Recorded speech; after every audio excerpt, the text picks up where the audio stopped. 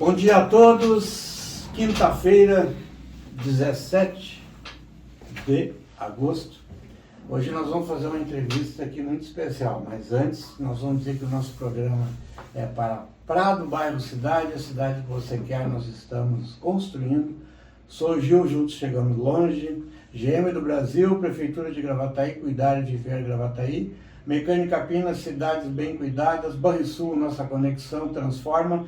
Pacheco, há 46 anos, contabilizando o crescimento de Gravataí. Camelódromo de Gravataí, mais fácil de comprar. Loureiro da Silva, esquina com Aritubes. Bueno, hoje nós sempre prometemos, sempre queremos trazer aqui pessoas inteligentes, cultas, que conhecem principalmente de uns anos para cá a nova política de Gravataí, a nossa cidade, tem uma visão diferente.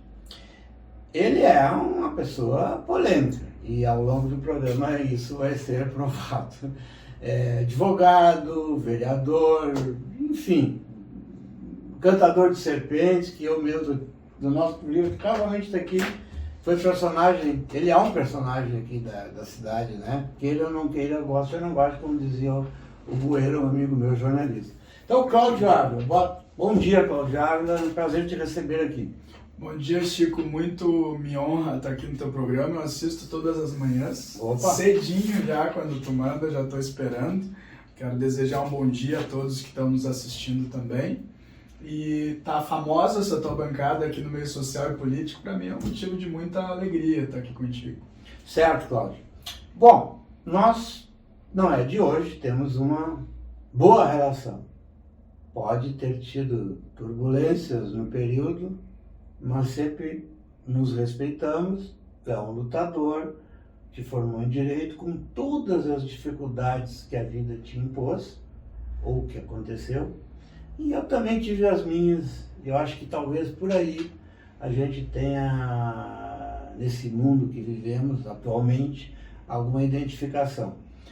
Bom, Cláudio, tu numa fase que tu estava lá com o Mick Breyer no gabinete, eu fui honrado com a medalha, como é que é o nome dela? Mérito Farroupilha, que é a maior honraria do Rio Grande do Sul, Chico, pode ser concedido para alguém. Figuras como Zafari, Gerdau. Opa, tá me faltando só o dinheiro. Mas eu agradeço, eu sei que tu conversou, enfim, convenceu o Mick Breyer, que era deputado, né? Foi uma sessão muito legal, gostei muito, inclusive todas as bancadas, inclusive o PT, Sim. Deputado na época, foi uma sessão solene, especial. Olha, uma das coisas que mais me emocionou, inclusive a minha esposa, meus filhos, estavam todos lá. Então agora é a hora, assim, de te agradecer, antes de entrar propriamente dito naquilo que nós vamos bater um papo hoje aqui na entrevista. Cláudio, inicialmente eu gostei muito da questão última que tu aprovou na Câmara, a questão da creche. Isso eu tenho um valor muito grande, sempre falei isso aí. É um restaurante, claro, entre tantas coisas, um restaurante popular. Gosto muito da ideia, pena que não existe mais em Gravataí, parece que o prefeito atual vai reabrir. Eu ouvi isso aí na imprensa, tal, até sugeri que no Cerâmica aqui, ali, fizesse um restaurante, né? Mas as creches, como é que é a história da creche? Primeiro, te parabenizo pela ideia. Obrigado, Chico, e obrigado por ter essa oportunidade de falar sobre isso também. Para quem não sabe, Gravataí, ela precisava ter 10 mil vagas em creche, em torno disso, para contemplar a universalização de vagas, quer dizer, para todas as camadas sociais devem ter esse acesso. E nós temos um déficit de 5 mil vagas. E a prefeitura não consegue dar conta de suprir essas vagas. Então, o que a gente fez? A gente identificou que o mais vulnerável, mais pobre, por incapacidade de deslocamento, em virtude de questão financeira, ausência de informação no momento das inscrições, tem ficado de fora. Então a gente vê carros de luxo buscando criança na rede pública e é direito deles, porque a creche pública de Gravataí é melhor do que todas as privadas, em termos estruturais, pedagógicos, tudo. Então a gente criou esse projeto muito bem recebido pelo prefeito Zafalon. Foi conversado com o prefeito previamente, com todas as forças políticas da Câmara, é difícil aprovar um projeto dessa magnitude, reservando 20% das novas vagas para os mais vulneráveis. O que representa em número de crianças? vai dar, por exemplo, 5 mil faltantes. Se o prefeito for criar 3 mil até o final do mandato, dá 600 vagas, né? E se não for suficiente, não é, porque hoje tem 680 liminares para o município cumprir, determinando vaga. Então o projeto cria um fundo municipal que autoriza compras de vaga na esfera privada, com credenciamento nas 14 escolas de educação infantil e um credenciamento especial para as escolas maiores, que autoriza PPP e parceria público-privada e incentivos fiscais. E se isso tudo não for suficiente para atingir a universalização, o projeto autoriza uma transferência de renda provisória até que a criança tenha a vaga concedida.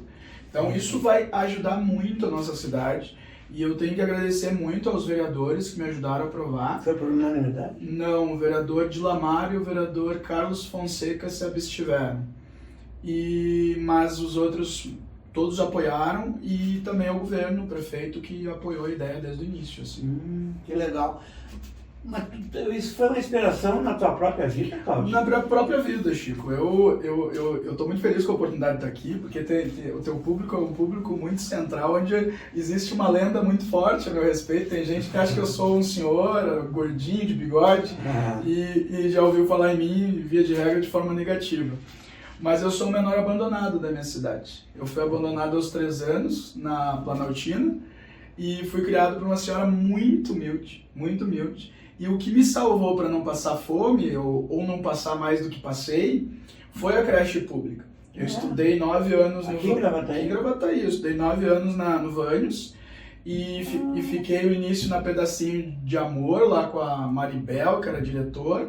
Depois eu fui para Guilherme de Almeida, com 6 anos, que era o Ayrton Leal, o diretor da creche, não era vereador. Ele sempre foi bem tratado? Sempre. Eu consegui ficar lá até os 13 anos. Saí dali, fui ser chapeador de pintura, balconista, office boy, atendente do McDonald's. Fui me virando. Entrei na faculdade, eu só tinha dinheiro para a primeira parcela. Aí quando eu vi que não ia ter mais como pagar, fui ver um estágio, por sorte caí num escritório que era um dos maiores do país, assim. Aí que tu tá assim, conforme a tua vida foi evoluindo, tu Exato. estás devolvendo aquilo que as crecheiras, as professoras... Eu quis retribuir... Do município, engraçado. Do município, Eu quis retribuir, tinha a tia Elaine, a tia Zilau, o presidente da Bengra era o seu Sadi, tinha a tia Neca, Camilo dos Santos. Isso, tinha a tia Neca também, que foi diretora. A Neca, ali também, então eu fui acolhido e eu quis devolver um pouco da sorte que tive, sorte relativa, né, porque trabalhei muito, para essas crianças. Eu ali na Câmara, Chico, eu não represento o advogado que as pessoas têm como referência. Ali na Câmara eu represento aquele menor abandonado que precisa de um igual dele dentro da política para gritar. E quem te elegeu foi a classe... Eu venho eleito da classe periférica dos bairros, mas o centro vota muito em mim aqui também. Mas tu falou que o centro tem implicância contigo? Qual é a implicância? Não, mas não tem implicância comigo. Como teve a cassação da ex-prefeita Rita Sanco, nós fizemos a cassação da Rita, então na brincadeira que faço, briguei com 50% da cidade. E depois Mas tu acha que o eleitor do centro é meio PT? Não, mas daí ficou 50% da cidade falando de mim. E aí depois eu briguei com o Marco, que é do centro da cidade, 6 meses depois. Marco Alba. E rompi o governo e lancei a Anabel a prefeita na época. E aí eu consegui a façanha de brigar com 100%, entendeu? Então, aí entrou o Encantador de Serpentes. E por que tu acha que eu te botei o apelido e pegou Encantador de Serpentes? Porque tu conversava com todos os políticos. Chico, eu tenho uma história na política, muito de bastidores. Eu tive a oportunidade de ter sido assessor do Abílio, ter feito campanha para o falecido Mota. Isso eu não sabia. Fiz lá quando o Juliano Passa elegeu o vereador, naquela eleição. Fiz campanha ali pro Mota, então conheci o Abílio, conheci o Mota, convivi com o Marco, fui vice do Bordião eleito, inclusive, né, do Bordião, uma façanha dela depois. Mas eu acho que eu vou te promover de Encantador de Serpente para jiboia, encantadora. Depois grande esse negócio. Teve a Anabel também, que fizemos uma campanha de 40 mil votos para ela na época, né. O próprio Mickey, né, não nessa gestão na prefeitura, fizemos uma boa votação para deputado aqui. Então, o Dimas, né? Eu apoiei o Dimas para uma vez a prefeito, outra a deputado. Então, eu passei por todos. E atualmente, com esses todos que tu citou fora, os falecidos, tu tem relacionamento com eles? Nenhum. E não faço questão de ter. Opa. Nenhum. Eu acho que as alianças foram muito circunstanciais, né? Foram alianças políticas. O Daniel é uma pessoa extremamente difícil, né? O amigo dele hoje é o inimigo de amanhã. O Marco é um cara muito personalista. Falando nisso, depois tu continua porque tu é uma pessoa extremamente articulada e tal. O amigo de hoje pode ser o inimigo de amanhã. Tu acha que essa parceria Dimas e... Tu conhece a fábula do sapo e do escorpião? Já ouvi falar. Ali é 2 escorpião, a dúvida é quem vai picar primeiro. Mas faço uma... A dúvida é quem vai fazer o papel do sapo. Exato, eu faço uma ressalva porque eu acho que o papel de sapo é do Dimas, que é um jovem que tem futuro, viu, Chico, na política. Foi meu amigo em vários momentos e está se misturando com esse pessoal ali, não sei com que intenção. Não tenho nada a dizer sobre isso, mas... Pois é, agora o prefeito entrou pro PSDB, vai ficar mal a candidatura do Dimas, né? A candidatura do governador, eu circulo muito lá no Piratini, em alguns setores do governo, é o prefeito Zafalon. Ele vai ser apoiado. O Dimas tem uma boa relação com o vice, mas o vice é Marco Alba. Então, eu não vejo aonde vai... Será que esse affair do vice com o Marco Alba vai continuar? Daí não sei. Que é o que eu falo do Borjão vai pro Marco também. O amigo de hoje é o inimigo de amanhã. Esse pessoal, o que eu vi assim, Chico? E isso me fez concorrer a vereador. Eu estava almoçando, faltando 3 dias para o início da eleição em 2020, no meio da pandemia, e fiquei pensando, quem que eu vou votar para vereador? Esses caras da política, a gente ajuda eles e depois chega lá, eles se transformam em outra pessoa, quando perde ou quando ganha, e são ingratos, via de regra. E não cumprem aquilo que pactuaram com a população. Então eu pensei, eu vou concorrer a vereador. Eu nunca tinha imaginado concorrer a vereador. Eu fiz uma campanha de 33 dias, meio turno, e me elegi vereador justamente por não acreditar mais nessas pessoas que eu te citei. E o teu partido, União Brasil, já que o prefeito vai sancionar essa questão das creches, e enfim, tu tem conversado, tem votado, me parece, nas coisas importantes da cidade. Existe alguma possibilidade de tu estar junto do partido? União Brasil, né? É do Busato, é isso? Busato. Estar junto com o Zafalon, ou pode estar com o Marco, pode estar com o Daniel, pode estar ou esse que eu citei não, tu já falou que não, mas com o Zafalon em si, que é o que tu não vetou até agora. Ô Chico, eu posso te dar minha palavra de honra que com o Marco, com o Dimas, com o Bordignon, com o Thiago, se for candidato a prefeito, nós não estaremos, porque temos candidatura própria. Temos o Dr. Diego da Veiga Lima, é Diego Veiga Lima. Mas da Veiga ficaria bacana. Fica bacana, mas é um empresário e advogado que tem 100 advogados trabalhando na estrutura dele, atende 3 mil pessoas por dia e tem 45 mil ações trabalhistas na cidade. Então tem uma boa visão, mas ao mesmo tempo nós temos compromisso com a cidade. Nosso mandato tem norteado assim. Em todos os projetos do Executivo, toda vez que o prefeito solicitou a nossa ajuda, mesmo a gente sendo contrário em plenário, a gente nunca obstruiu. Te dar um exemplo dos 200 milhões lá, os 100 e poucos milhões do financiamento das obras. Se nós não desse acordo para votar naquele momento, naquele dia, o município ia ter que parar a obra e talvez perder financiamento, como aconteceu em outros municípios. Então, em relação ao Zafalon, antes de eventual composição política eleitoral, nós temos um compromisso com a governabilidade. Claro. Ele foi eleito com uma proposta, a população assim anuiu, e dentro do que ele se propôs a fazer, eu gostando ou não vou inviabilizar. A tua avaliação atual do governo, essa questão também, essas transformações do novo centro, está dando alguma polêmica, eu sou a favor, no sentido de que moderniza a cidade, né? O governo Zafalon, Chico, ele é bom desde o primeiro dia.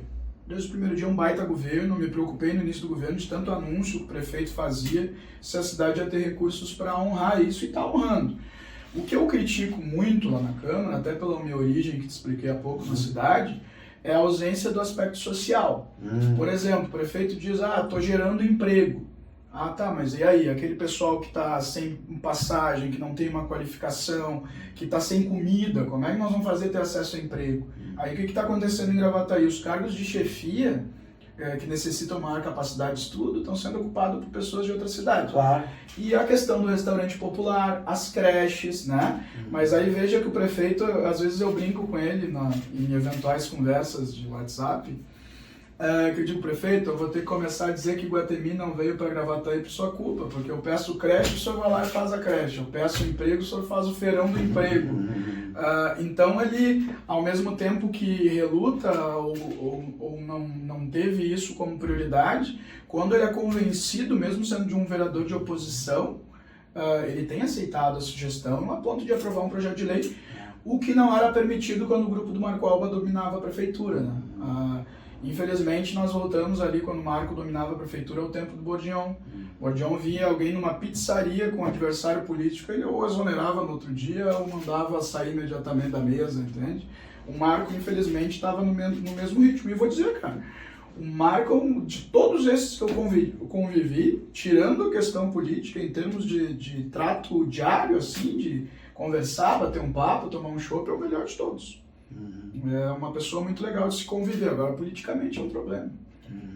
Cláudio, tu é mais, na minha opinião, um crítico político do que até advogado, apesar de ser um ótimo advogado, e vereador e tal. Eu te considero um comentarista político, sinceramente mesmo. Então, o que tu acha, assim, desse pleito aí, com toda a sinceridade que te caracteriza? Quem tem chance, quem não tem chance? Tu vai dizer, é difícil, não, mas eu acho que dá para dizer alguma coisa. Se você não disser, eu vou dizer. Eu acho que União Brasil, começando por mim, claro, vai fazer um papel eleitoral de se consolidar no processo como sigla e como força política. Mas eu acho muito difícil tu interromper uma reeleição de um governo relativamente exitoso como o prefeito Zavalon. O Zafa, ele conseguiu despolitizar a política, né? Ele tirou o ranço, ele tirou a briga como prioridade. Vou te dar um exemplo. O bastidor sujo também. Exato. O cara, às vezes, ele peca por ser objetivo e direto. Vou te dar um exemplo. Eu tive no Tribunal de Contas falando com a presidência do tribunal. Os caras encantados com o prefeito. Seriedade, com tudo. Teve uma questão, uma discussão asfáltica. Ele disse, o prefeito veio aqui e disse que quer ser a primeira cidade a ser fiscalizada. E que reuniu os fornecedores, disse que ia ser fiscalizado e que quer o serviço bem prestado. E ele é muito acessível quando convencido que existe viabilidade. Então é uma forma contemporânea de participar da política. Veja que em São Paulo tem um perfil parecido, que ao princípio está indo bem, independente de visão política, que é o Tarcísio. Em Minas Gerais, com todas as polêmicas que tem, tu não pode ignorar o fato do Zema ter sido um bom governador, que parece estar apanhando agora dos partidos de esquerda. Então acho que dificilmente a reeleição do Zafa vai ser atrapalhada. E esse lance dele ir para o PSDB, quais as consequências que tu vê nessa assinatura de ficha dele em relação aos outros candidatos, a ele mesmo? Eu vi uma certa contradição inicial, porque ele se dizia como conservador, né? Defendeu até inclusive a candidatura do Bolsonaro aqui, que eu critiquei à época, inclusive, algumas falas dele sobre isso, mas ele me parece fazer um gesto não só político, mas também em nome da cidade, porque ele entra para a sigla do governador do estado. O governador, mesmo não devendo se pautar por questão meramente política, acaba se pautando pelo ser humano. Mas o Eduardo Leite, na prática, ele não é esquerda, né? Não, esquerda não é. Ele, inclusive, privatizou a Corsã, inclusive a crítica que tem em relação a ele é que ele ia nos eventos com Bolsonaro e não ia com Lula, né? Mas, para concluir a questão do prefeito, ele traz luz para a cidade de Gravataí, do governador pessoalmente, né? Gravataí que já tem sido contemplada por várias obras do governo do estado, e eu não tenho dúvida que essa adesão e filiação do prefeito Zafalon incrementa ainda mais. E o Bordion, ele foi um ídolo político aqui na cidade, teve históricas votações e tal. Tu acha que ele morreu para a política? Chico, eu não o chamaria de morto, né? Ele só é um cavaleiro sem exército. Eu acho que ele faz parte da história passada da cidade. Podem gostar ou não, acho que ele deu uma baita contribuição para Gravataí. Hoje ainda eu andava no Parcão ali, aquilo ali é uma obra dele, que de forma deselegante o Marco fez uma reforma ridícula ali, com perdão da expressão, botou uma placa com o nome dele, mas aquilo ali é uma obra do Daniel, todo mundo sabe. E depois ele fez alguns desserviços para cidades graves, mas eu acho que faz parte do passado, né? Agora, tu chamar ele de morto político, eu acho que não é respeitoso nem adequado. Eu acho que ele tem ainda um rescaldo eleitoral aí. Eu acho que hoje, se ele for candidato pelo PT sozinho, sem o Dimas, ele faz com tranquilidade 15, 20 mil votos aí. E o Marco, vamos especificar, o Marco Alba fez essas obras todas e tal, mas ontem mesmo me falaram que ele tem uma alta rejeição. O que tu acha disso? O Marco é uma figura ímpar também na nossa cidade, tem uma história linda, né? 3 vezes deputado, secretário de Estado, fez uma bela e impressionante votação, 45 mil votos, agora para deputado federal foi 1/3, né? Mas poderia ter sido eleito se mas não tivesse tanta rejeição. Exato, assim, foi uma bela votação. E eu acho que ele pode contribuir muito com a cidade ainda, Chico, mas não como prefeito, eu acho que já passou também. O Marco, ele traz consigo de novo o ranço, o individualismo, dono da cidade, coronel, general, passou, né? Eu acho que ele também, com esse rompimento aí com o prefeito Zafalon, ele acaba fragilizando o exército também, mas é um adversário em potencial, não dá para ignorar que talvez nós estejamos lidando com um grande maestro da política local, assim, ele conhece muito, joga muito, então eu acho que a disputa política deve se dar entre essas duas forças. Engraçado que eu, assim, às vezes analisando, não era a pergunta bem que eu ia te fazer agora, mas vou fazer uma reflexão contigo. Eu não vi, tu falou bastidores, né? O pessoal fica conversando no barzinho, na esquina, em casa, no WhatsApp. Eu não vejo discurso dos políticos de Gravataí. Eles só aparecem na época da política. Quando tem episódios no Brasil, eu gostaria de saber a opinião deles. Por exemplo, os políticos, como demoraram a se definir ou pelo Bolsonaro ou por Luiz Inácio Lula, né? Enfim, coisas polêmicas, tu não vê a opinião. Eu já vejo, tu é vereador. Tu vai lá, fala, te define, eu acho isso é bacana. A pessoa quer isso do político, ouvir a opinião dele, nem que seja a mais estapafúrdia que seja. Porque é muito fácil tu ficar no bastidor só esperando o... Chico, ali na Câmara... É covardia, me desculpa. Ali na Câmara tem um antagonismo respeitoso, né? O vereador Coruja, que aliás é um dos que mais trabalha naquele parlamento, meu policial federal, é dedicado para a cidade. E tem eu que não gosto do PT, mas votei no Lula, né? Mas eu votei no Lula pela minha história de vida. Eu tava lá na PUC, entrou um gari do DMLU e me disse que estava lá, negro, favelado, e estava lá por causa do ProUni. Então isso para mim eu gravei na memória e diante da questão postural do Bolsonaro me fez optar pela essa questão do Lula. Agora, querer que o PT voltasse, ninguém queria, mas só tinha essas opções. Mas eu concordo contigo na ausência de posicionamento. Tem político que não se posiciona para não perder voto. Eu não vou falar que eu voto no fulano, senão o ciclano não vota. Daí não se posiciona. Não, determinadas coisas, se é a favor do desarmamento ou não, várias polêmicas, eles não falam nada, mas não sei nada. Eu, sem querer, vou me beneficiar disso na próxima eleição. Marcos Avalon, Diego Veiga Lima ali, meu candidato. Eu brinco que o Diego vai ser a Simone Tebet da eleição. Mas se tiver segundo turno, seria Zafalon. Zafalon, claro, sem dúvida. Mas quase vai ter segundo turno, né? Em 2028 deve ter... Falta 6 mil e poucos. E se fizesse assim uma filiação em massa, que até pode, né? De pessoas que moram na Morada do Vale, que votam em Porto Alegre. Acho que não dá mais tempo. Não, mas existem pessoas, um número suficiente. Tem 194 mil hoje eleitores. Até 28 vai ter. Nós temos moradores da Morada do Vale e outros lugares que votam em Porto Alegre. Tem o suficiente se fosse transferido, Gravataí ter o segundo turno, não? Poderia ser. Mas não dá tempo mais. Não dá tempo mais, para a seleção não vai ter mais. Mas em 2028 é a tendência. Canoas já tem segundo turno, né, aqui na região. Então... Legal, Cláudio. Olha, além de ter a alegria de conversar contigo aqui tão transparentemente, né, e é assim que eu gosto mesmo. Eu sou espontâneo. É bom. Amanhã vai ter um monte de gente xingando. Eu sei. Nem te apertei muito.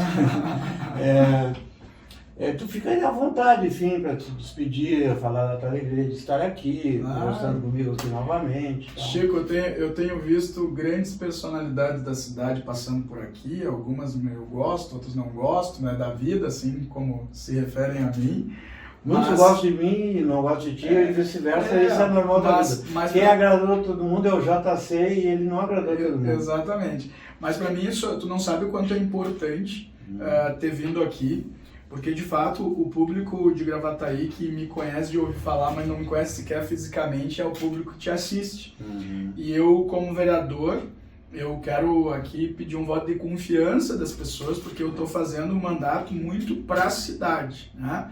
O próprio governo, mesmo sendo talvez um dos mais duros vereadores da oposição, ele reconhece isso, tanto é que me respeita, conversa comigo, e eu até dezembro de 24 vou continuar nessa linha e vou garantir no que depender de mim a governabilidade, né? Que o povo precisa, não pode estar em meio de briga política. Claro, vou fazer uma pergunta final aqui, mas para te responder rapidinho. A depressão, tu mesmo falou publicamente que tu teve um problema, e é normal com a vida que tu teve, uma série de coisas, né?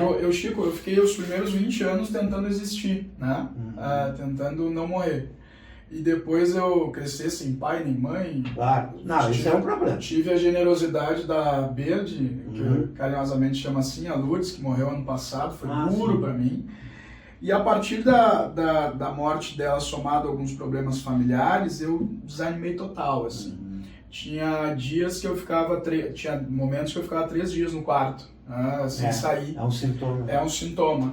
Mas daí eu fui fazendo terapia, fui evoluindo, fui avançando e hoje estou com força aí para enfrentar tudo que é tipo de problema. Coisa boa. Todos os âmbitos. Eu não vou te dizer que eu gostaria de ter a tua idade e a depressão, mas eu gostaria muito de ter a tua idade ainda pela frente para desfrutar, tu é jovem, tá aí com todo... Eu tô 41 já, Chico. Idade do meu filho. Eu fiquei 20 anos tentando existir, os últimos 20 tentando ser alguém.